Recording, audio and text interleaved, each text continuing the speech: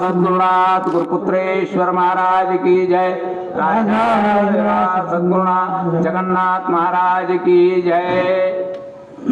ಪ್ರತಿ ವರ್ಷದಂತೆ ಬಂಡವಾಳಿ ತೋಟದಲ್ಲಿ ಹಿರಿಯರ ಪುಣ್ಯಾರಾಧನೆ ಕಾರ್ಯಕ್ರಮ ನಿನ್ನೆ ದಿವಸ ಸಪ್ತಾಹ ಪ್ರಾರಂಭ. ಇವತ್ತು ಮಂಗಳಮಯ ಸಮಯ. ಮಲಬ್ರಹ್ಮ ನಿರೂಪಣೆ ಮಾಡಿದ್ದಾರೆ. ಎಲ್ಲ ಗುರುಬಂಧುಗಳು ಇಲ್ಲಿಯವರೆಗೆ ಈ ಭಕ್ತಿ ಮಾರ್ಗವಾಗಿ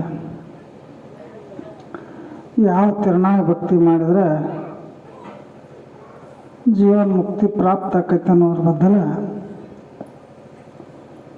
ಸಾಕಷ್ಟು ವಿಷಯಗಳನ್ನ ಹೇಳಿದ್ದಾರೆ. ಈ ಸಂಪ್ರದಾಯದಲ್ಲಿ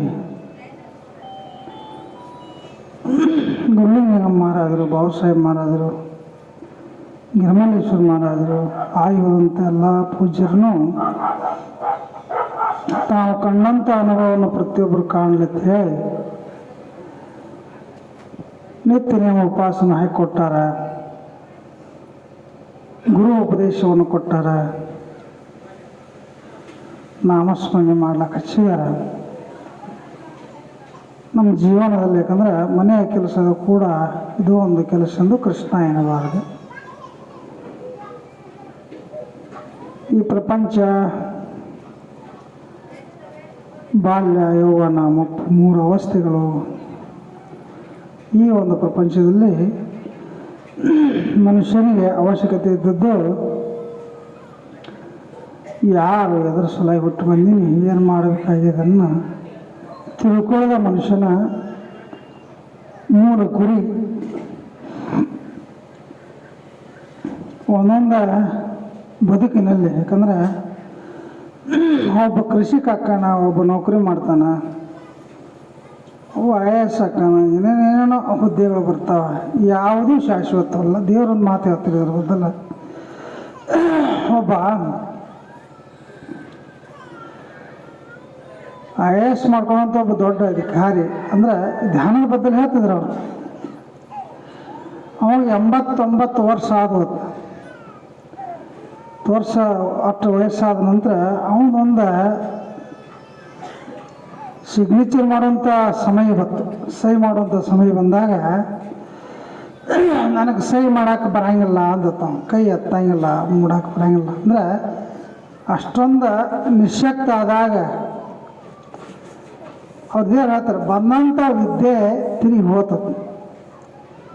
ಬೇಕಾದಾಗ ನಾವು ಕಲ್ತಿರ್ಬೋದು, ಅಭ್ಯಾಸ ಬೇಕಾದಷ್ಟು ಮಾಡಿರ್ಬೋದು, ನಮ್ಮೆಲ್ಲ ಶರೀರ ಸದೃಢದಾಗ ಏನೆಲ್ಲ ಮಾಡಿರ್ಬೋದು, ಅಂದ್ರೆ ಅಧಿಕಾರ ಏನೆಲ್ಲ ಮಾಡಿರ್ಬೋದು. ಕೊನೆಗೆ ಮುಪ್ಪು ಅನ್ನೋದು ಬರ್ತೈತಿಲ್ಲ, ಆ ಟೈಮ್ದಾಗ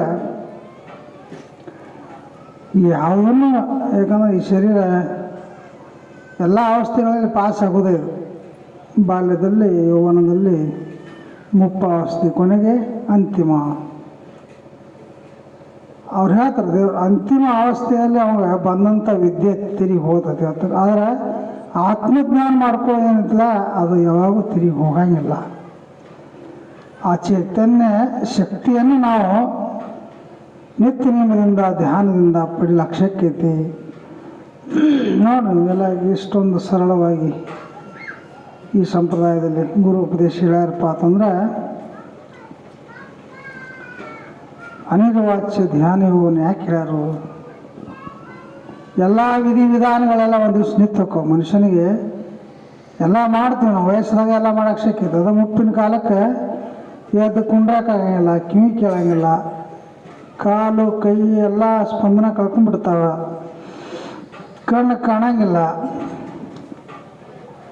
ಎಲ್ಲ ಅವಸ್ಥೆ ಕೊನೆಯ ಹಂತಕ್ಕೆ ಬಂದಾಗ ನಿನಗೆ ಯಾವುದೂ ಏನು ಅವಶ್ಯಕತೆ ಇಲ್ಲ, ಕೇಳೋ ಅವಶ್ಯಕತೆ ಇಲ್ಲ, ಹೇಳೋ ಅವಶ್ಯಕತೆ ಇಲ್ಲ, ಕುಂಡ್ರದ ಅವಶ್ಯಕತೆ ಇಲ್ಲ. ಸುಮ್ಮ ಹೇಳ್ತಲ್ಲ, ಮಾಡು ಜಪವನ್ನು ಮರಳಿ ಮರೆಯದಿಲ್ಲ ನೀನು ರೂಢಿಯೋ ಅತಿ ಶ್ರೇಷ್ಠ ಶಿವಮಂತ್ರ. ಸುಮ್ಮ ಧ್ಯಾನ ಮಾಡ್ತದೆ ದೇವರು.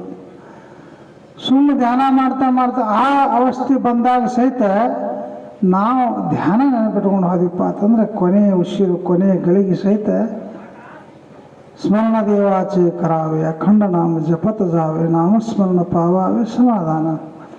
ಆ ಒಂದು ಸಮಾಧಾನದಾಗ ಉಳಿಯುವ ಸಲುವಾಗಿ ಪರಮಾತ್ಮ ನಮಗೆ ಇಂಥ ಒಂದು ಸಪ್ತಾಹಗಳು, ಹಿರಿಯರು, ಪುರಾಣ, ಪ್ರವಚನ, ಸತ್ಸಂಗಗಳು ಎಲ್ಲ ಎದರ ಸಲ ಹಾಕಿಕೊಟ್ಟಂದ್ರೆ ನಮಗೆ ಪರಿಪಾಠಗಳು. ನಾವು ಮರೆತು ಕೊಂಡುತ್ತೀವಿ, ಹೇಳ್ತಾರಲ್ಲ, ಮರೆತು ಕೆಡಲಿ ಬೇಡ ನರಜನ್ಮ ದೊಡ್ಡದು. ನಾವೆಲ್ಲ ಎಲ್ಲನೂ ಮರೆತು ನಮ್ಮ ಒಂದು ಪ್ರಾಪಂಚಿಕ ಜೀವನದಲ್ಲಿ ತೊಡಗಿ ಬಿಡ್ತೀವಿ. ಆ ಟೈಮ್ದಾಗ ಎಲ್ಲನೂ ಮರೆತು ಬಿಟ್ಟಿರ್ತೀವಿ. ಈ ಹುಟ್ಟು ಸಾವು ಮನುಷ್ಯನ ನೋಡ್ರಿ, ಎಲ್ಲ ಎಲ್ಲರೇ ಒಂದು ಸತ್ ಸುದ್ದಿ ಬತ್ತಪ್ಪ ಅಂತಂದ್ರೆ ಅಲ್ಲಿ ಹೋಗಿ ಅಂತಿಮ ಎಲ್ಲ ಕಾರ್ಯವಿಧಿ ವಿಧಾನ ನಡೀತಾವೆ. ಅಲ್ಲೆಲ್ಲ ಮಾತಾಡ್ತಿರ್ತಾರೆ ಜನರು, ಏನತ್ತ ಎಲ್ಲ ಇಷ್ಟ ಆಯ್ತಪ್ಪ, ಎಲ್ಲರೂ ಒಂದು ದಿವ್ಸ ಹೋದೈತೆ. ಅದೊಂದು ವೈರಾಗ್ಯ. ಆ ಟೈಮ್ದಾಗ ಎಷ್ಟು ಗಳಿಸಿ ಏನು ಮಾಡೋದು, ಎಲ್ಲ ಒಂದು ದಿವ್ಸ ಹೋಗೋದು, ಎಲ್ಲ ಬಿಟ್ಟು ಹೋದ ನೋಡಾತು. ಯಾವ ದೊಡ್ಡ ಸಾವುಕಾರ ಸತ್ತ ಅಂತ ತಿಳ್ಕೊಂಡು ಎಲ್ಲ ಬಿಟ್ಟು ಹೋದ ಕೂಡಲೇ ಎಲ್ಲ ಒಂದು ದಿವ್ಸ ಬಿಟ್ಟು ಹೋಗೋದಿಲ್ಲ. ಹೊಲ ಬಿಟ್ಟ, ಮನೆ ಬಿಟ್ಟ, ಸಂಪತ್ತು ಬಿಟ್ಟ, ಬಂಗಾರ ಬಿಟ್ಟ, ಹೆಂಡ್ರು ಮಕ್ಕಳು ಯಾರು ಬಂದೈತೆ ಅಂತ ಬರೋಂಗಿಲ್ಲ. ಎಲ್ಲ ಒಂದು ದಿವ್ಸ ಬಿಟ್ಟು ಹೋಗೋದೈತಿಲ್ಲ. ಇದೇ ವೈರಾಗ್ಯದ ಮಾತುಗಳು. ಅಲ್ಲಿಟ್ಟ ಅಲ್ಲಿ ಹೊಳ್ಳಿ ಬಂದು ಜಳಕ ಮಾಡಿ ಮತ್ತೆ ಒಂದು ರೊಟ್ಟಿ ತಿಂದಂದ್ರೆ ಮತ್ತೆ ಶುರು ಆಯ್ತು ಮುಂದಿಂದ. ಏನಪ್ಪ ಅಂತಂದ್ರೆ ನಾಳೆ ಅಷ್ಟು ಗಳಿಸ್ಬೇಕು, ನಾಡ್ದೆಷ್ಟು ಗಳಿಸ್ಬೇಕು, ಹೊಲ ತೊಗೋಬೇಕು, ಮನೆ ತೊಗೋಬೇಕು, ಮಕ್ಕಳ ಮರಿ ಬಂಗಾರ ಚಾಲು ಆಗಿಬಿಡ್ಬೇಕು. ಅವಾಗೆಲ್ಲ ಇದು ಮರೆತು ಬಿಡುತ್ತೆ. ಯಾಕಂದರೆ ಆ ಮುಂದಿನ ಅವಸ್ಥೆ ಸಾವು ಅನ್ನೋಂಥದ್ದು ಏನೈತಿಲ್ಲ, ಅದನ್ನು ಮರೆತ ಮನುಷ್ಯ ಕಾಮ ಕ್ರೋಧ ಮೋಹದಲ್ಲಿ ತನ್ನನ್ನು ತೊಡಗಿಸ್ಕೊಂಡ್ಬಿಡ್ತಾನೆ. ಅದನ್ನು ಜಾಗ್ರತೆ ಮಾಡೋದಲ್ಲ. ಇವೆಲ್ಲ ಸಪ್ತಾಹಗಳು ನಾವೆಲ್ಲ ಅವ್ರು ಹೇಳಕ್ಕೆ ಬಂದಾರ, ಪುರಾಣ ಚಂದ ಚಂದ ವಿಷಯಗಳು ಹೇಳ್ತಾರೆ, ನಾವು ಕೇಳಕ್ಕೆ ಬಂದಿದ್ದೀವಿ. ನಾವು ಕೇಳೋದು, ಅವ್ರು ಹೇಳೋದು, ಊಟ ಮಾಡೋದು, ಹೋಗೋದು, ಇಷ್ಟಕ್ಕೆ ಸೀಮಿತ ಆಗಿಬಿಟ್ಟಿದ್ವಿ ನಾವು. ಅವ್ರು ಹೇಳ್ತಾರೆ, ನಾವು ಅದನ್ನು ನೆನಪಿಟ್ಕೋಬೇಕು. ಪ್ರಪಂಚದೊಳಗೆ ಸ್ವಲ್ಪ ಬದಲಾವಣೆ ಆಗಲಿಕ್ಕೆ ಕಲಿಬೇಕು. ಮಾಡಿದಂಥ ಕರ್ಮಗಳನ್ನು ಕಳ್ಕೊಳ್ಳೋಕೆ ಪ್ರಯತ್ನ ಮಾಡಬೇಕು. ಕರ್ಮಾದಿಗಳಿರ್ತಾವೆ, ನಮ್ಗೆ ಗೊತ್ತಿರಲಾರ್ದ ನಾವು ಭಾಳ ತಪ್ಪುಗಳು ಮಾಡಿರ್ತೀವಿ. ಎಲ್ಲ ತಪ್ಪನ್ನು ನಾವು ಹೆಚ್ಚಿ ಹಿಡಿದ್ರಾಗನ ಅವು ಸಣ್ಣ ಸಣ್ಣ ಅಣುಗಳು ಒಂದು ಎಷ್ಟೋ ಪ್ರಾಣಿಗಳು ಸಾಯ್ತಾವೆ, ಜೀವ ಜಂತುಗಳು ಸಾಯ್ತಾವೆ. ಅದೂ ಸಹಿತ ನಮ್ಮ ದೃಷ್ಟಿಯೊಳಗೆ ತಪ್ಪನ ಅಷ್ಟೊಂದು ಸೂಕ್ಷ್ಮದಿಂದ ನಡೆಯುವಂಥವ್ರು ಭೂಮಿ ಮ್ಯಾಗ ಅದಾರ ಜ್ಞಾನಿಗಳು. ಅಂಥದ್ರಾಗ ನಾವೆಲ್ಲ ದಿನನಿತ್ಯ ನಮ್ಮ ಪಾಪ ಕಾರ್ಯಗಳು ಏನೇನೇನೋ ನಾವು ಮಾಡ್ತೀವಿ. ಅದನ್ನು ತಿಳ್ಕೊಳ್ಳೋ ಸಲುವಾಗಿ ನಾವೆಲ್ಲ ಸತ್ಸಂಗ, ಸಪ್ತ, ಅಧ್ಯಾತ್ಮದ ಚಿಂತನ.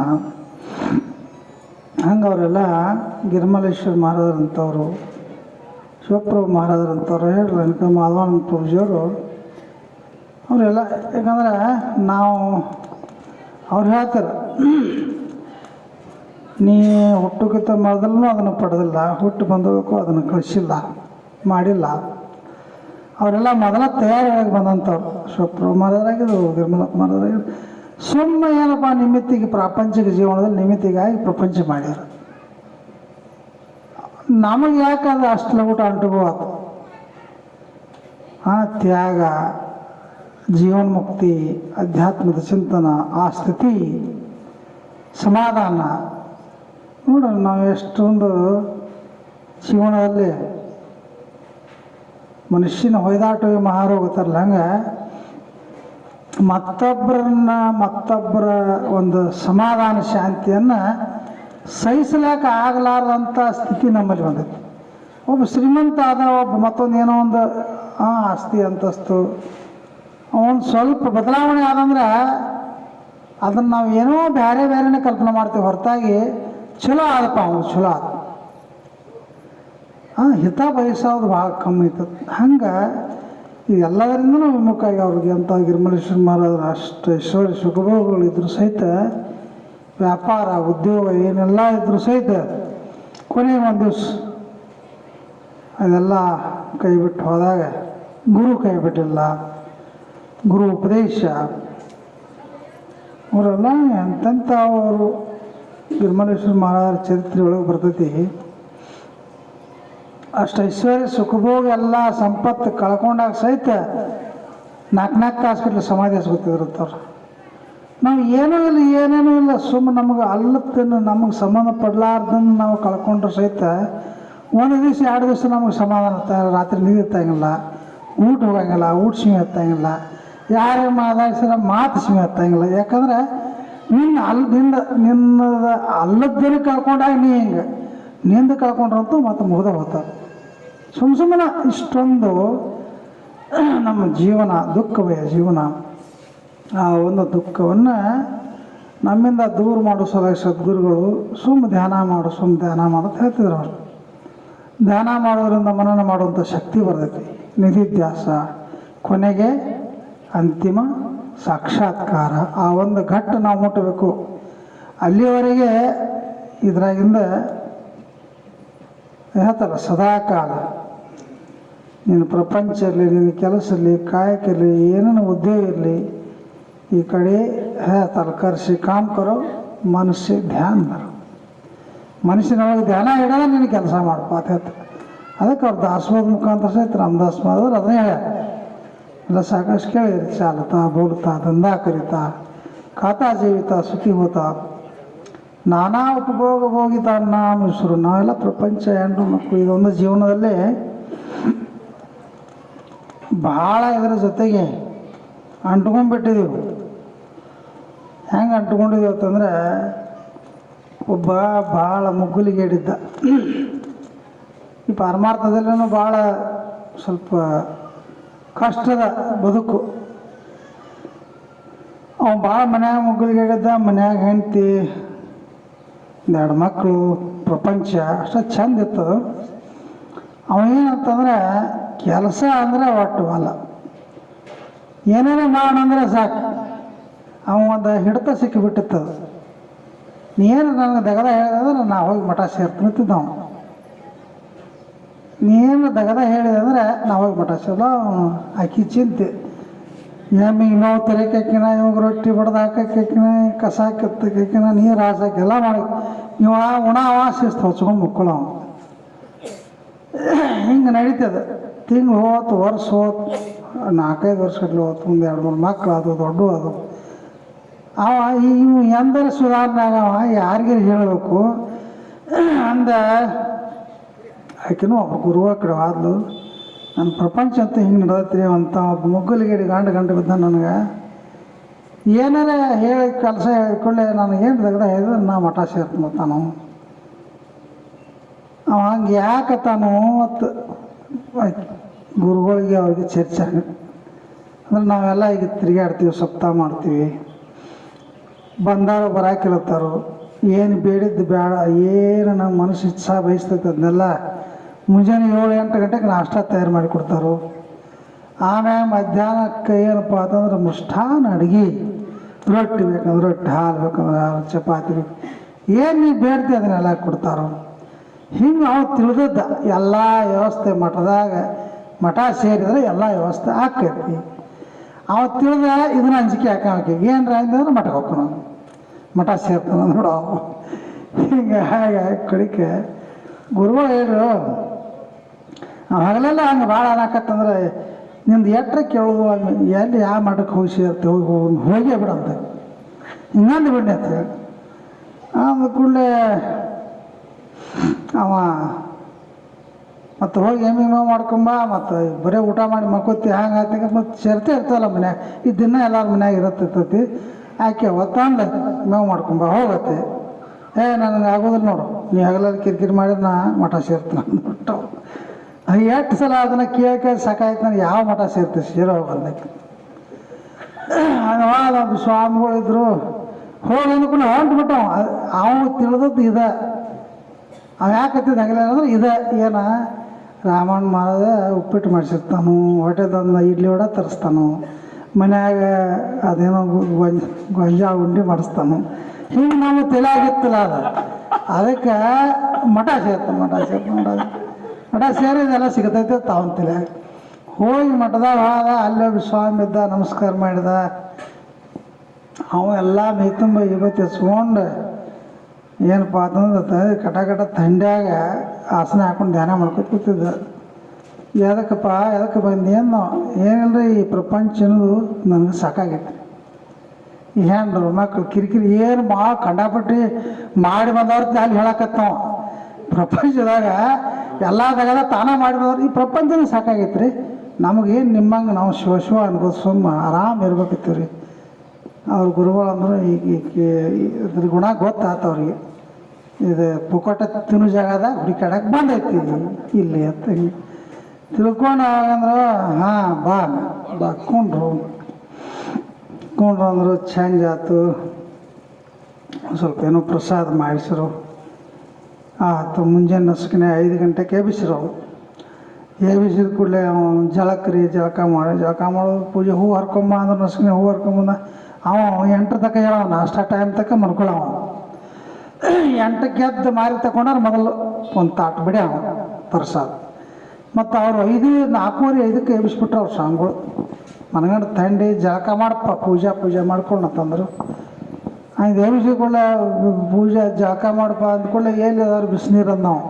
ಅದು ಇಲ್ಲೆಲ್ಲ ಇರ್ತೈತಲ್ಲ ಮನ್ಯಾಗ ಬಿಸಿನೀರು ಕಾಸು ಆಗ್ತೈತವ. ಅಲ್ಲಾರಿಗೆ ಹೇಳ್ತಾನೆ ಬಿಸಿನೀರು ಕಾಸು ಆಗ್ತೈತೆ.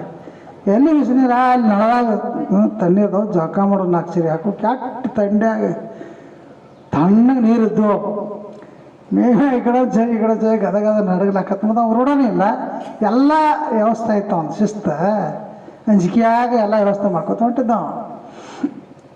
ಕಡೆಗೆ ಏನಾರೇ ಆಗೋಯ್ತಕ್ಕಂದ ಅಷ್ಟೆಲ್ಲ ಮಾಡಿದ. ಅವ್ರ ಗುರುಗಳ ಮಗಲಾಗ ಕೂತ ಅವ್ರು ಹೆಂಗೆ ಹಚ್ಕೋತಾರೆ ಇವತ್ತು ಹಚ್ಕೊಂಡ ಎಲ್ಲ ಮಾಡಿದ. ಕಡೆಗೆ 6 ಆತು 7 ಆತು 8 ಆತು. ಇನ್ನೇನ್ರಿ ಗೊಂಜಾಳ ಮುಟ್ಟಿಗೆ ತುಪ್ಪದಾಗ ತಯಾರಾಗಿ ಬೆಣ್ಣೆ ಹಾದಿ ನೋಡಕತ್ತ. ಉಪ್ಪಿಟ್ಟದು ಬರ್ತೈತೆ ಏನು ಮಾಡ್ತೈತೆ ಹಿಂಗೆಲ್ಲ ಹಾದಿ ನೋಡಕತ್ತ.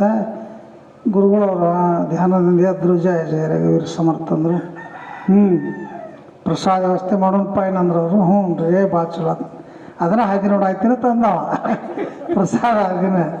ಆಮ್ಯಾಗ ಆಯ್ತು ಹೆಂಗೆ ಅಂದ್ಕೂಡ ಅಲ್ಲಿ ಒಂದು ಬೇವಿನ ಗಿಡ ಆಯ್ತಿನ ಒಂದು ಇಷ್ಟು ತಪ್ಪಲ ತುಂಬ ಸಣ್ಣಂಗೆರಿ 2 ಗ್ಲಾಸ್ ರಸ ಮಾಡೋದು. ಏನೋ ಔಷಧ ಇರ್ಬೇಕಂತ ತಿಳ್ಕೊಂಡು ನಾವು 2 ಗ್ಲಾಸ್ ರಸ ಮಾಡಿದ ಕೂಡ ತಂದ ಗುರುಗಳ ಮುಂದೆ ಇಟ್ಟು 2 ಗ್ಲಾಸ್ ಇದು ನೀರು ತಗೊಂಡು ನನಗೆ ಸಾಕಂದ್ರೆ ಗುರುಗಳವರು. ಇದನ್ನೇನು ಮಾಡಿದ್ರು ನಾವು ಬೇವಿನ ರಸ ಇದು ಪ್ರಸಾದ ವ್ಯವಸ್ಥೆ ಮುಂಜಾನೆ ಅಂದ್ರೆ ಬೇವಿನ ರಸ ಇದನ್ನು ಕುಡಿದ್ರೆ ಹೇಗೆ ನಮ್ಮ ಸಿಸ್ಟಮೇ ಬೇರೆ ಐತಿ, ನೀವೇನು ಬೇರೆ ಆಯ್ತಲ್ಲ ಇಲ್ಲಿ ಇದೇ ಸಿಸ್ಟಮ್ ಅಂದವ್ರು ಗುರುಗಳು. ಇದನ್ನು ಕುಡಿದು ಮತ್ತು 12-1ಕ್ಕೆ ಯಾರು ಭಕ್ತರು ಬಂದರೆ ಪ್ರಸಾದ ಮಾಡೋದು.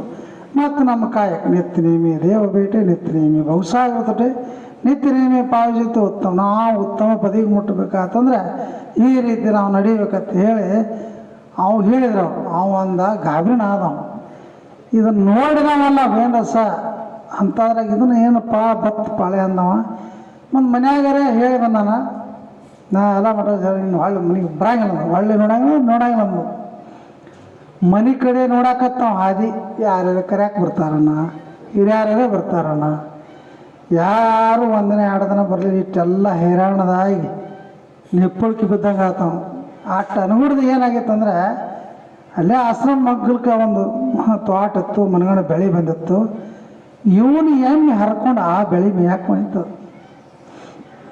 ಅದನ್ನೇನು ನೋಡ ಸಿಕ್ತು ಹೋಗಕ್ಕೆ ಹಾಯ್ದ ಅಂದ ಮನೆಗೆ ಹೋಗಕ್ಕೆ ಹಾಯ್ ಸಿಕ್ತಂದವನ ಬಡ ಓಡ್ದ ಎಮ್ಮೆ ಹಿಡ್ಕೊಂಡ ಮನೆಗೆ ತೊಗೊಂಡು ಹೋದ. ಮನಗಂಡ ಭಾಳ ಜೋರು ಬಾಯಿ ಮಾಡಿದೆ. ಅಲ್ಲಿ ಗೌಡ್ರು ಹೊಲ್ದಾಗ ಎಮ್ಮೆ ಹೊಕ್ಕಿತ್ತು. ಅವರೆಲ್ಲ ಬೇಲಾಯ್ತರು. ನಾ ತಾನಿ ಹಂಗೆ ಹಿಂಗೆ ಅಂದು ಎಮ್ಮೆ ಕಟ್ಟಿದ ಒಂದು ರೊಟ್ಟಿ ಕೊಡೋದಲ್ಲಿ ರೊಟ್ಟಿ ಕೊಡೋದಿದ್ರಿ 2 ದಿನ ಬರೀ ನೀವೇನು ಇರ್ಸೋದಿತ್ತು. ಮುಂದೆ ಮಠ ಸೇರ್ತನು ತೆಗಿದು ಮತ್ತೆ ಯಾಕೆ ಬಂದದೆ ಏನಿಲ್ಲ ಹಂಗೆ ಅದು ಅದೆಲ್ಲ ನಡೀದ. ನೀವು ಎಮ್ಮೆ ಮಾಡ್ಕೊಂಬ ಆತು ಅಲ್ಲಿಂದ ಎಲ್ಲ ಚಲೋ ಆಯ್ತು. ಇದು ಪ್ರಪಂಚ ಮತ್ತು ಪಾರಮಾರ್ಥದ ವಿಶ್ಲೇಷಣೆಯನ್ನು ಮಹಾತ್ಮ ಮಾಡ್ತಾರೆ. ಜೀವನ ಅನ್ನೋದು ಸೂಕ್ಷ್ಮ ಐತೆ ಎಲ್ಲ. ಯಾಕಂದ್ರೆ ಹಿಂಗೆ ಆಗಿನ ಕಾಲಕ್ಕೆ ಎಷ್ಟೊಂದು ಕಠಿಣ ಪರಿಸ್ಥಿತಿ ಇದ್ರು ಸಹಿತ ಅಂಥ ಆಶ್ರಮದಲ್ಲಿ ಆಶ್ರಮವಾಸಿಗಳು ಭಕ್ತಿಯನ್ನು ಮಾಡಿದರು, ಸಾಧನೆಯನ್ನು ಮಾಡಿದರು. ಈಗೆಲ್ಲ ಪರಮಾತ್ಮ ನಮಗೆಲ್ಲ ಯಾಕಂದ್ರೆ ಗಿರಿಮಲೇಶ್ವರ ಮಾಲಾರ ಕಾಲಕೀರ್ತಿಲೇ ಭಕ್ತರು ಈಗೆಲ್ಲ ಹಿಂಗೆ ಸಪ್ತಾಹ ಭಜನೆ ಮಾಡೋದ್ಮ್ಯಾಗ ಅವರು ಎಲ್ಲರೂ ಏನು ಗುರುಬಂಧುಗಳ ಜೊತೆಗಿರ್ತಾರೆ. ಶಿಷ್ಯ ಪರಂಪರೆ ಸಪ್ತಾಹ ಆದ ನಂತರ ಹೋಗೋದ ನಂತರ ಎಷ್ಟೋ ಮಂದಿ ಉಪದೇಶ ಎಲ್ಲ ಮುಗಿದ ನಂತರ ಇವನ್ನೆಲ್ಲ ಊಟಕ್ಕೆ ಕುಣಿಸಿದ ಕೂಡಲೇ ಊಟ ಮಾಡಿ ಕೈ ತಗೊಂಡು ಕೈ ಆಟ ನೀರಾಗಿ ತಕ್ಕಳು. ಅವ್ರ ಗುರುಗಳು ಹೇಳ್ತಾರೆ ಗಿರಿಮಲೇಶ್ವರ ಗುರುವಿನ ಗೂಳಿಯಾಗಿ ಮರೀರು ಅಂದ. ಊಟ ಮಾಡಿದ್ಮೇಲೆ ಹಾಲು ಕುಡಿಸ್ತಿರ್ತೆ ಎಲ್ಲ ಭಕ್ತರು ಅವರು. ಅಂದ್ರೆ ಶರೀರದಿಂದ ಸದೃಢ ಗಚ್ ಸಾಧನ ಮಾಡ್ರಿ. ಹಿಂಗೆ ಸಾಧನ ಮಾರ್ಗ ಕಲಿಸ್ರು ಗಿರಿಮಲೇಶ್ವರ ಮಹಾರಾಜರು. ಹಂಗೆ ಬಾಬಾಸಾಹೇಬ್ ಮಹಾರಾಜರು ಗಿರಿಮಲೇಶ್ವರ ಇಂಥ ಒಂದು ಸಂಸ್ಕಾರ ಕೊಟ್ಟು ಈ ಸಂಪ್ರದಾಯ ಬೆಳೆಸಿದ್ರು. ಎಲ್ಲ ಸಂಪ್ರದಾಯದೊಳಗೂ ಒಂದೊಂದು ಥರ ಸಂಸ್ಕಾರಗಳು ಇರ್ತಾವೆ. ಅದಕ್ಕೆ ಅವ್ರು ಹೇಳ್ತಾರೆ, ಅವರವರಿಗೆ ಅವರವರ ಮನ ಒಲಿದದ್ದು ಬ್ರಹ್ಮ. ಸುವಿವೇಕಿಗಳಿಗೆ ಆತ್ಮ ಏನು ಎಲ್ಲ ದೇವರ ಹೆಸರು ಮ್ಯಾಗ ಏನೇನೇನೇನು ನಡೀತಿರ್ತದೆ. ಕೆಲವೊಂದು ಕಡೆ ನೀವು ಹೋಗ್ಬೇಕು, ಆ ಕಡೆ ಎಲ್ಲ ಮಂಗಳೂರು ಸೈಡ್ ಒಂಥರ ಬೇರೆ, ಈ ಕಡೆ ಮಂಡ್ಯ ಮೈಸೂರು ಸೈಡ್ ಅದೊಂಥರ ಬೇರೆ. ಕೆಲವೊಂದು ಕಡೆ ಎಲ್ಲ ಏನೆಲ್ಲ ನಾವು ಹೋಳಿಗೆ ತುಪ್ಪ ಮಾಡೋದು ದೇವ್ರ ಹೆಸರು ಮ್ಯಾಗ, ಇನ್ನೂ ಅನೇಕ ಪ್ರಾಣಿ ಬಲಿಗಳನ್ನು ಮಾಡೋದು ದೇವ್ರ ಹೆಸರು ಮ್ಯಾಗ. ಯಾವ ದೇವರು ಏನು ಮುಟ್ಟಂಗಿಲ್ಲ, ಹೊಳ್ಳಿ ನೋಡಂಗಿಲ್ಲ. ಎಲ್ಲ ನಮ್ಮ ಬಾಯಿ ಚಪಲ ಸಲಾಗಿ ನಾವೆಲ್ಲ ಅವನ ಹೆಸರು ದೇವ್ರ ಹೆಸರು ಮ್ಯಾಗ ಇಂಥ ಒಂದು ಕಾರ್ಯಗಳು ನಡೀತಿರ್ತಾವೆ. ಆದ್ದರಿಂದ ಮನುಷ್ಯನಿಗೆ ಸಾತ್ವಿಕತೆ, ಸಾತ್ವಿಕ ಬದುಕು, ಸಾತ್ವಿಕ ಇರುವಿಕೆ ಇವೆಲ್ಲ ಭಾಳ ಅವಶ್ಯಕತೆ ಐತಿ. ಮನುಷ್ಯ ನೋಡ್ರಿ ನೀವು, ಹೇಳ್ರಿ ಶಂಕರಪ್ಪ ಮಹಾರಾಜರು ಸಿಟ್ಟು ಬಿಟ್ಟು ಬಿಡೋದು ಅಷ್ಟೇ ಹೆಸರಲ್ಲ. ಯಾಕಂದರೆ ಸಾತ್ವಿಕ ಬದುಕನ್ನು ನೀವು ಏನು 10 ಸಲ ಕೇಳು, ಅವನು ಸಾತ್ವಿಕತೆ ಅವನಲ್ಲಿ ಇತ್ತಪ್ಪ ಅಂತಂದ್ರೆ ಅವನೇನು ಬದ್ದಾಗ ಭಾಳ ಹಗಲೆಲ್ಲ ಕೇಳಕತ್ರ ಸುಮ್ಮ ಕಣ್ಣು ಮುಚ್ಕೊಂಡು ಧ್ಯಾನ ಕೂತು ಬಿಡಬೇಕು. ಮತ್ತು ಅವ್ನಿಗೆ ಸಿಟ್ಟ ಬರ್ತೈತೆ ಅಂದ್ರೆ ಅವನಲ್ಲಿ ಸಾತ್ವಿಕತೆ ಇಲ್ಲ ಅಂದಂಗೆ ಅದ್ರ ಅರ್ಥ. ಅಷ್ಟೇ ಐತದು. ಹಂಗೆ ನಮ್ಮ ಜೀವನದಲ್ಲಿ ಎಲ್ಲೇ ಬೇಕಾದಲ್ಲಿ ಹೋಗು, ಯಾವ ಬೇಕಾದಲ್ಲಿ ಭೂಮಂಡಲದೊಳಗೆ ಎಲ್ಲ ಸಾಕಷ್ಟು ದೊಡ್ಡ ದೊಡ್ಡ ದೇವಸ್ಥಾನಗಳಿದಾವೆ. ನಿನ್ನ ಮನಸ್ಸು ಸ್ವಚ್ಛ ಇರಲಿಲ್ಲ ಅಂದ್ರೆ, ನಿನ್ನ ಮನಸ್ಸು ನಿನ್ನ ಹೃದಯ ಪರಿಪಕ್ವವಾಗಿದ್ದಿರಂದ್ರೆ ಯಾವ ದೇವ್ರು ಹೋಗಿ ಏನು ಮಾಡವ? ಎಲ್ಲಿ ಹೋದ್ರೂ ಅದನ್ನೇ ಮಾಡವಲ್ಲ, ಎಲ್ಲಿ ಹೋದರೂ ಅದನ್ನೇ ಮಾಡವಲ್ಲ. ಒಂದು ಹೇಳಬಾರ್ದಂತವ್ರು. ಯಾಕಂದರೆ ಒಂದು ಸಲ ನಾವು ಪ್ರವಾಸಕ್ಕೆ ಹೋದಾಗ ಒಂದು ಬಸ್ಸಿನೊಳಗೆ, ಅದು ನಮ್ಮ ಒಂದು ಬಸ್ಸಿನೊಳಗೆ ಅವ್ನು ದೇವ್ರಿಗೆ ಹೋಗಿ ನಮ್ಮ ಏನು 11 ಬಸ್ ಪ್ರವಾಸ ಮಾಡಿದಿಲ್ಲ, ಅದ್ರಾಗ ಮಂದಿ ಅಂತ ಇರ್ತೈತಿ ಆ ದೇವ್ರು ಹಾಳಿ ಬರೋ ಪೊಲೀಸರು ಹಿಡಿದು ಚೆಕ್ ಮಾಡ್ರು ಅವ್ನ ಕಿಶೆದಾಗ ಒಂದು ದಾರದ ಬಾಟ್ಲಿ ಆ ದೇವ್ರಿಗೆ ಹೋಗ್ಯಾನ ಒಳಗೆ ಕಿಶೆದಾಗಾರೆ ಬಾಟ್ಲಿ ಇಟ್ಕೊಂಡು ನಾನು ಎಲ್ಲಿ ಹೋದ್ರೂ ಅದನ್ನ ಮಾಡೋದು. ಆದರೆ ಯಾವ ದೇವ್ರು ಹೋಗಿ ಏನು ಮಾಡೋದು? ಏನು ಬದಲಾವಣೆ ಆಗ್ಸಕ್ಕಿದ್ದು? ಎಲ್ಲಿ ಬೇಕಾಗಲ್ಲ ನೀನು ಯಾವ ದೇವರುಗಳು ನಿನ್ನನ್ನು ಹೊಳೆ ನೋಡಂಗಿಲ್ಲ. ನಿನ್ನ ಹೃದಯ, ನಿನ್ನ ಅಂತಃಕರಣ, ನಿನ್ನ ಪರಿಶುದ್ಧತೆ, ನೀ ಮಾಡೋಂಥ ಸಾಧನೆ ಅವು ನೋಡ್ತಾ ಹೊರತಾಗಿ ನಿನ್ನ ಇರುವಿಕೆಯನ್ನು ನೀ ಏನು ನಿನ್ನ ಬನಾವರ್ತನ ಮಾಡಿದಪ್ಪ ಅಂತಂದ್ರೆ ಮತ್ತಟ್ಟು ನಾವು ಪಾಪನ ಕಟ್ಕೊಂಡ್ಬಾರ್ದಾಗಿತ್ತು ಹೊರತಾಗಿ ಪುಣ್ಯ ಮಾಡೋಕ್ಕಂತ ಶಕ್ಯ ಇಲ್ಲ. ಎಲ್ಲಿ ಬೇಕಾದಷ್ಟು ಖರ್ಚು ಮಾಡ್ತೀರಿ ಗಡಿವಾಣಿ. ಆದ್ದರಿಂದ ಈ ಸಂಪ್ರದಾಯ ಗುರು ಪರಂಪರೆಯಲ್ಲಿ ವಿಶೇಷವಾಗಿ ಏನಪ್ಪ ಅಂತಂದ್ರೆ ನಿತ್ಯ ನಿಯಮಕ್ಕೆ ಭಾಳ ಒತ್ತು ಕೊಟ್ಟಾರ, ಧ್ಯಾನಕ್ಕೆ ಕೊಟ್ಟು ಇವೆಲ್ಲ ಮನಸ್ಸಿನ ಏಕಾಗ್ರತೆ ಸಲುವಾಗಿ. ಭಜನೆ ನಿತ್ಯ ನಿಯಮಗಳು ಮಾಡಿದ್ರು ಮನುಷ್ಯನಿಗೆ ಆಲಸ್ಯಗಳು ಬರ್ತಿರ್ತವೆ. ಆಲಸ್ಯವನ್ನು ಹೊಡೆದೋಡಿಸಿ ಅದನ್ನು ನಾವು ಜಾಗೃತ ಅವಸ್ಥೆಯಿಂದ ಮಾಡಿದೆವಪ್ಪ ಅಂದ್ರೆ ಮನುಷ್ಯನಿಗೆ ಈ ಪ್ರಪಂಚದಿಂದ, ಈ ಪ್ರಾಪಂಚಿಕ ವ್ಯವಹಾರದಿಂದ ಸ್ವಲ್ಪ ದೂರ ಇರೋಕೆ ಅನುಕೂಲ ಆಗ್ತದೆ. ಆ ಟೈಮ್ದಾಗರೆ ಸ್ವಲ್ಪ ಮರಿತೀವಲ್ಲ ನಾವೆಲ್ಲ, ಒಂದೀಟೆಲ್ಲ ಪ್ರಪಂಚ ಮರಿತೀವಲ್ಲ. ಹಂಗೆ ರಾಮಕೃಷ್ಣ ಪರಮಹಂಸರ ಹತ್ರ ಒಬ್ರು ಹೋಗಿದ್ರು. ಏನಪ್ಪ ಅಂತಂದ್ರೆ, ಏನು ನೀವು ದೇವ್ರಾಗ ಕಂಡಿರಿ ಅನ್ನೋದು ಕೇಳ್ದವ.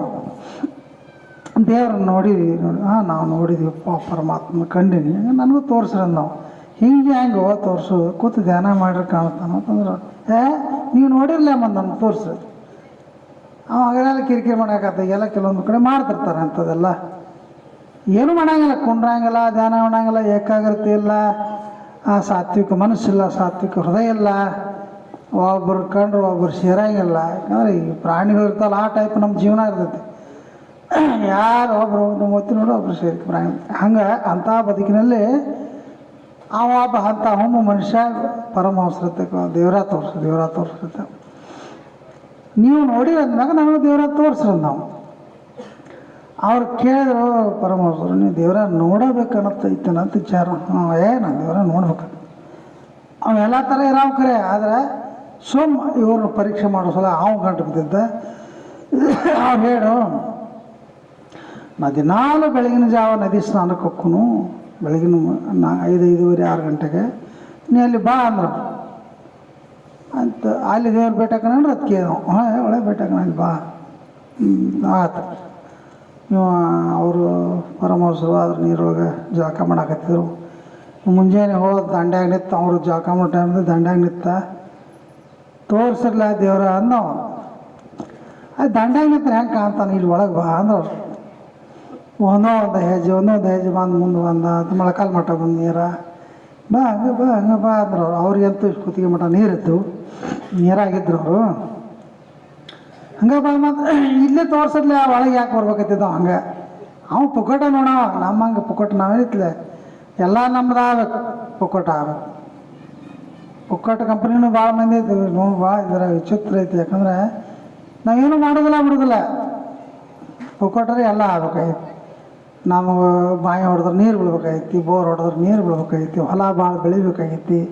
ಸ್ವಲ್ಪ ಕಮ್ಮಿ ಬೆಳಿತಂದ್ರೆ ನಾವು ಹಂಗೆ ಪೂಜಾ ನಿತ್ಯ ಎಲ್ಲ ಬಸಿ ಸಪ್ತ ಮಾಡಿಸಿವ್ರಿ. ನಮ್ಗೆ ಈ ಸಲ ನಾವು ಹಿಡ್ದಟ್ಟ ಕಬ್ಬು ಆಗಲಿಲ್ಲ ಅನ್ಕೋತ ಕೂತ್ಬಿಡೋದು. ಅದು ಅವ್ರ ಮ್ಯಾಗ, ದೇವ್ರ ಮ್ಯಾಗ. ನಾವು ಅಲ್ಲಿ ಮನ್ಕೊಂಡೇ ಇರ್ತೀವಿ, ನೀರು ಹಾಸಿರಂಗಿಲ್ಲ, ಅದು ಹೆಂಗೆ ಬೆಳಿತೈತಿ ಕಬ್ಬು. ಅದು ಅಲ್ಲಿ ಹೋದ ಆ ದೇವ್ರ ಮ್ಯಾಗ ಹಾಕಿಬಿಡೋದು ನಿಗ್ರಹ. ಇಂಥವ ನಮ್ಮ ಬುದ್ಧಿ ದುರ್ಬುದ್ಧಿ ಇರ್ತಾರೆ ಅದಕ್ಕೆ. ಅಂಥವಿದ್ದವ ಅವ ದಾಂಡಿ ನಿಂತು ದೇವರ ನೋಡ. ಅವ್ರು ಅಂದ್ರೆ ಗುರುಗಳು ಒಳಗೆ ಬಾ ಒಳಗೆ ಬಾ ಒಳಗೆ ಬಾ ಒಳಗೆ ಬಾ ಅಂದರು. ಇದು ಸಮೀಪ ಹೋದ. ಅವರು ಏನು ಮಾಡಿರಪ್ಪ ಅಂತಂದ್ರೆ ಒತ್ತಿ ಹೆಡ್ಕಿನ ಮ್ಯಾಗ ಕೈ ಇಟ್ಟು ನೀರಾಗ ಮುಳುಗಿಸ್ರು. ಒಂದು ಸೆಕೆಂಡ್ 2 ಸೆಕೆಂಡ್ ನೀರಾಗಿ ಹಿಡಿದು ಬಿಟ್ರು. ಅವ್ರು ಉಸುಲು ಆಡ್ಲಾರ್ದಂಗೆ ಒದ್ದಾಡಕತ್ತವ ನೀರಾಗ. ಒದ್ದಾಡಿ ಕೈಯಾಲು ಕಸ್ಕೊಂಡು ಉಸುಲು ಅವ್ಗೆ ಏನು ಬೇಕಾಯ್ತು, ಬರೇ ಉಳಿತೇನಿಲ್ಲ ನಂಗೆ ಆಗಿತ್ತು. ನಾವು ಕಿತ್ಕೊಂಡೇನು ಎದ್ದಲ್ಲ, ಏನೋ ಮಾರಾಯ ದೇವರ ತೋರಿಸ್ತಿದ್ದಿ ಕೊಲ್ಲಾಕ ಹತ್ತಿದ್ದಿಲ್ಲ ನಾನು. ಅವ್ರು ಪರಮಹಂಸರು ಕೇಳಿದ್ರು, ನಿನಗೆ ನಾ ನೀರಾಗ ಮುಳುಗಿಸಿದಾಗ ನಿನಗೇನು ಜಮೀನು ಬೇಕಾಗಿತ್ತು, ಬಂಗಾರ ಬೇಕಾಗಿತ್ತು, ಮಕ್ಕಳನ್ನ ನೋಡೋಂಗಾಗಿತ್ತು, ಹೆಂಡ್ತಿನ ನೋಡೋಂಗಾಗಿತ್ತು, ಮನೆ ಕಟ್ಟಂಗಾಗಿತ್ತು, ನಿನಗೆ ಏನು ಆಗ ಅವಶ್ಯಕತೆ ಇತ್ತು ಅಂತ ಕೇಳಿದ್ರೆ ಅದ್ರ ನನಗೆ ಯಾವುದು ನೆನಪಿಗೆ ಬಂದಿಲ್ಲ. ನಾವು ಏನು ಬೇಕಾಗಿತ್ತು, ಬರೇ ಜೀವ ಉಳಿದ್ರೆ ಸಾಕಾಗಿತ್ತು, ಒಂದು ಶ್ವಾಸ ಉಸಿರು ನನಗೆ ಸಿಕ್ಕರೆ ಸಾಕಾಗಿತ್ತು. ಅಷ್ಟು ನಿಷ್ಠುರವಾಗಿ ನೀ ನಡ್ಕೊಂಡಪ್ಪ ಅಂದ್ರೆ ಇದೆಲ್ಲ ಅದೇನು ಬೇಡಾಗಿತ್ತಲ್ಲ ನಿನಗೆ. ಹಂಗೆ ಬೇಡಾದಂಗೆ ಆಗಿ ನೀ ಪ್ರಯತ್ನ ಮಾಡಿದ್ರೆ ನಿನಗೆ ದೇವ್ರು ಕಾಣ್ತಾನಂತ ಹೇಳಿದ್ರು.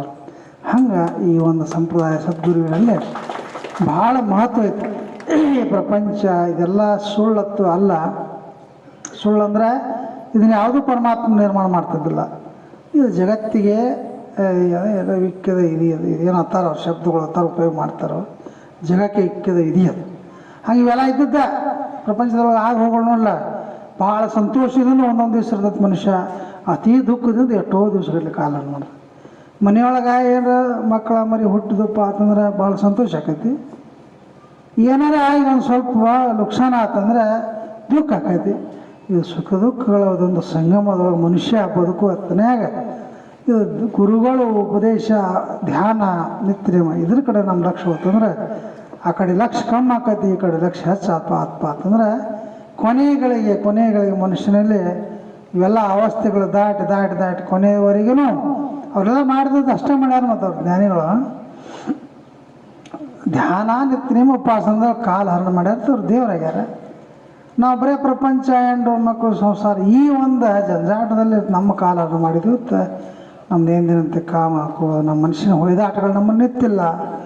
ಅಂಥ ಒಂದು ಮನುಷ್ಯನ ಹೊಯ್ದಾಟಗಳನ್ನು ನಿಂದ್ರಿಸಿ ನಾವು ಆ ಗುರುವಿನಲ್ಲಿ, ಯಾಕಂದ್ರೆ ನಿತ್ಯ ನೀವು ಧ್ಯಾನದಲ್ಲಿ ತಲ್ಲಿನತೆಯನ್ನು ಹೊಂದಬೇಕು ಅಂತಂದರೆ ಅದಕ್ಕೆ ಸದ್ಗುರುಣ ನಮಗೆ ಬೇಕು. ಇಂಥ ನಿತ್ಯ ನೀವು ಉಪಾಸನ ಬೇಕು. ಯಾಕಂದರೆ ನೋಡ್ರಿ, ಪೌರುಷ ಮಣಿ ಕೆಬ್ಬಣ ಮುಟ್ಟಿದ ಕೂಡ ಬಂಗಾರ. ಈ ಸಂಪ್ರದಾಯದಲ್ಲಿ ಗುರುಲಿಂಗಮ್ಮ ಭಾವಸಮ್ಮನಾದ್ರೆ ತನ್ನಂತೆ ಮಾಡಿದೆ ಅನ್ನಕ್ಕಾಯ ಎಂಥ ಅಂತಃಕರಣ ಸದ್ಗುರುಣ ಆಗ್ತದನಪ್ಪ ಅಂತಂದ್ರೆ ಮುಂದೆ ಕುಂಡ್ರಿಸಿ ಉಪದೇಶ ಕೊಟ್ಟು ಧ್ಯಾನ ಮಾಡಕ್ಕೆ ಹಚ್ಚಿ ಎಷ್ಟು ಮಂದಿ ದೇವ್ರನ್ನ ಪರಿವರ್ತನೆ ಮಾಡಿಲ್ಲ, ಆತ್ಮಜ್ಞಾನಿಗಳನ್ನ ಮಾಡಿಲ್ಲ. ಅಂಥ ಒಂದು ಸಂಪ್ರದಾಯ. ಎಲ್ಲ ಸಂಪ್ರದಾಯಗಳು ಸಾಕಷ್ಟು ವಿಶೇಷವಾದಂಥ ಸಂಪ್ರದಾಯಗಳದಾವೆ. ಎಲ್ಲರೂ ಒಂದೊಂದು ಥರ ಮಾರ್ಗವಾಗಿ ಹೇಳ್ತಾರೆ, ಹಿಂಗೆ ಹೋಗ್ರಿ, ಹಿಂಗೆ ಮಾಡಿರಿ, ಹಿಂಗೆ ಹೋಗ್ರಿ. ಕೆಲವೊಬ್ರು ಗ್ರಂಥಗಳನ್ನ ಅಧ್ಯಯನ ಮಾಡೋಕೆ ಹಚ್ತಾರೆ, ಕೆಲವೊಂದು ಸ್ತೋತ್ರಗಳು ಮಾಡೋಕೆ ಹಚ್ತಾರೆ, ಕೆಲವೊಬ್ಬರು ಒಬ್ಬೊಬ್ಬರು ಒಂದೊಂದು ಥರ ಪೂಜಾ ವಿಧಿವಿಧಾನಗಳು ಹೇಳ್ತಾರೆ. ಬಹುಶಃ ಮಹಾರಾಜರ ಸಂಪ್ರದಾಯದಲ್ಲಿ ಸುಮ್ಮ ಕೂತು ಧ್ಯಾನ ಮಾಡೋ, ಮನನ ಮಾಡುವಂಥ ಶಕ್ತಿ ಬರುತ್ತೆ. ನಿಧಿಧ್ಯಾಸ, ಸಾಕ್ಷಾತ್ಕಾರ, ಸೃಷ್ಟಿಯು ಆತನ ಮುಂದೆ ತನ್ನ ರಹಸ್ಯವನ್ನು ಬಿಚ್ಚಿಡುತ್ತಿದ್ದ ಹಿಂಗೆ ದೇವರು ಹೇಳ್ತಾ ಬಂದಿದ್ದಾರೆ.